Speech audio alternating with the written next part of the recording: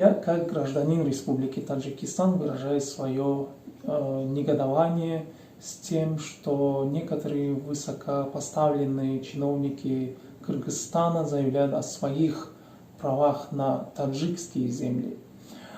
Прежде всего, из риторики и искажения истории становится ясно, что киргизская сторона либо игнорирует историю, либо намеренно подавляет это утверждение с определенной целью, либо не понимает последствия всего того, что заявляют их чиновники. Неужели они не понимают, что таджики живут на этой исконной земле, в Орухе, тысячи лет и не являются кочевым народом? История свидетельствует о том, что таджикский народ цивилизованные граждане, ремесленники и ученые живут на этой земле сотни лет и учили кочевников грамоте, сельскому хозяйству, воспитанию. Однако жаль, когда сегодня в обмен на все это добро и поддержку они бросают камни в этот народ, клевещут и лгут, глядя в глаза. Думаю, что в соседней стране возобладает здравый смысл, и эти заговоры и интриги не потерпят, иначе эти заявления будут иметь серьезные последствия, свидетелями которых мы неоднократно становились на протяжении всей истории.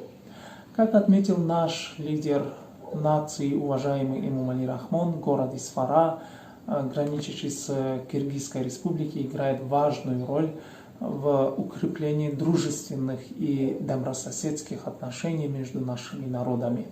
Президент Республики Таджикистан Эмомали Рахмон в ходе своего выступления в Орухе высказал свое мнение о процессе переговоров с соседней страной по государственной границе и отметил, что одним из основных вопросов для исфаринцев, в том числе жителей сельского джамаата Орух, является делимитация и демаркация государственной границы между Таджикистаном и Кыргызстаном.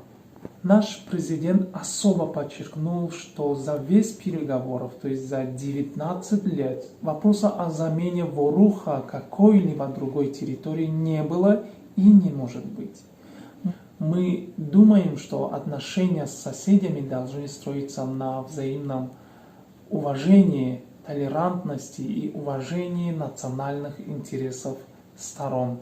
Пользуясь случаем, призываю всех жить в дружеской и добрососедской атмосфере, сохранять спокойствие и не поддаваться эмоциям, провокациям, разным фейковым информациям провокационного характера.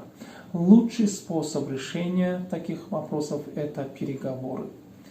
Народы двух стран должны поддерживать добрые отношения, которые у них были на протяжении многих лет, и расширять их к взаимной выгоде.